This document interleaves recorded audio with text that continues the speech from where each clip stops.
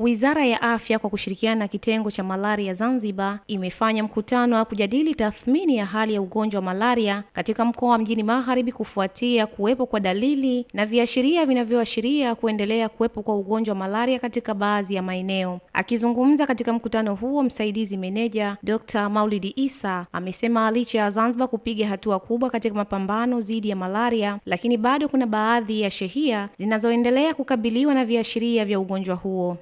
Leo hii tuko hapa katika kikao chetu cha siku moja ambayo kimewashirikisha wadau mbalimbali katika sekta ya kumaliza malaria Zanzibar, pamoja na wanajamii ambao wao ndo kichocheo au ni chanzo ambacho malaria kule katika jamii ambayo inakuwepo, na wao ndo tunawaona ndo wanaoweza kutusaidia zaidi katika kufikia malengo yetu ya kumaliza malaria Zanzibar. Wakiwasilisha ripoti ya utafiti kuhusu ugonjwa huo wa malaria, wataalamu wa afya wamesema bado kuna ongezeko la visa katika baadhi ya shehia, hasa baada ya mvua za masika.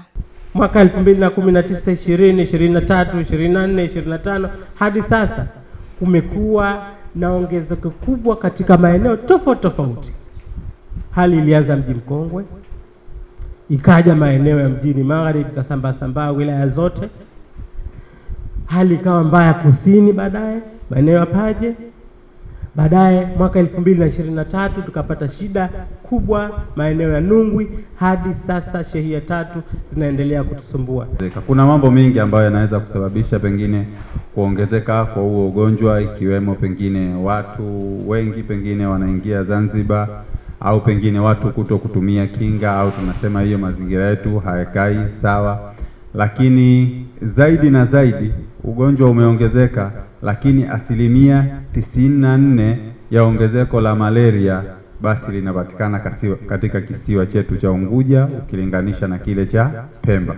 Kwa upande wao, wadau wa malaria wakiwemo masheha, wahudumu wa afya ngazi ya jamii, madaktari, madereva wa bodaboda pamoja na walimu wa skuli mbalimbali walioshiriki katika mkutano huo wametoa maoni yao na kusema bado kuna changamoto zinazopelekea kuwepo kwa maambukizi ya malaria katika baadhi ya maeneo ya shehia. Ningeomba Wizara ya Afya kupitia kitengo cha malaria iwe tayari itoe sekta maalum ya kuyafikia yale makundi maalum, kwa sababu makundi maalum ni makundi hatarishi. For example, sehemu za pombe ni hatarishi sana, kwa sababu anytime wale watumiaji wanakuambia junkie never die. Watumiaji, wavutaji hawajali kufa. Kwa hivyo maji yanaachwa pale siku 2, siku 3. Baadaye mtu anatumia yale.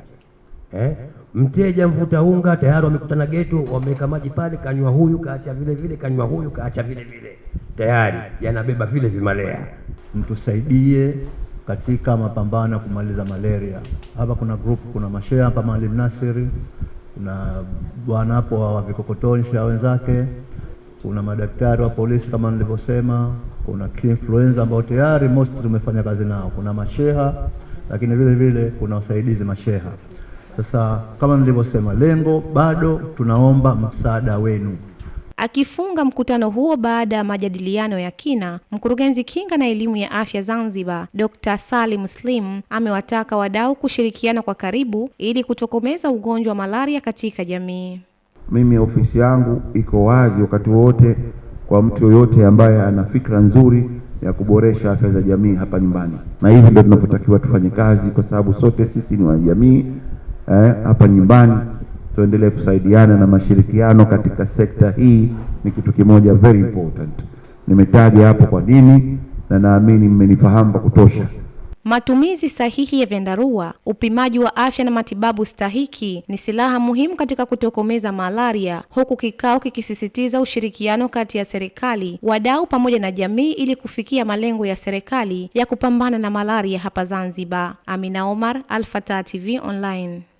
Kutokana na thamani na kujali taarifa kutoka sehemu mbalimbali, Al-Fatah TV Online inaomba ushirikiano wako mtazamaji, kutoka popote ulipo, kutupa taarifa za matukio mbalimbali ili tuyafanyie kazi na kuyarusha hewani, kama vile taarifa, habari, mikasa au matukio. Si hayo tu, pia unaweza kutupa taarifa kuhusu watu wanaokabiliwa na matatizo mbalimbali ya kimaisha ili tuyafanyie kazi kupitia jumuiya yetu ya kutoa misaada muhimu ya kijamii, Al-Fatah Charitable Association Zanzibar.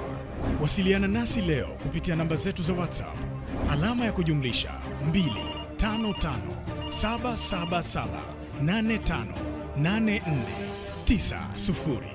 Wasilisha kwetu leo, tuifikishe kwa jamii leo. Al-Fatah TV Online, dira ya umma.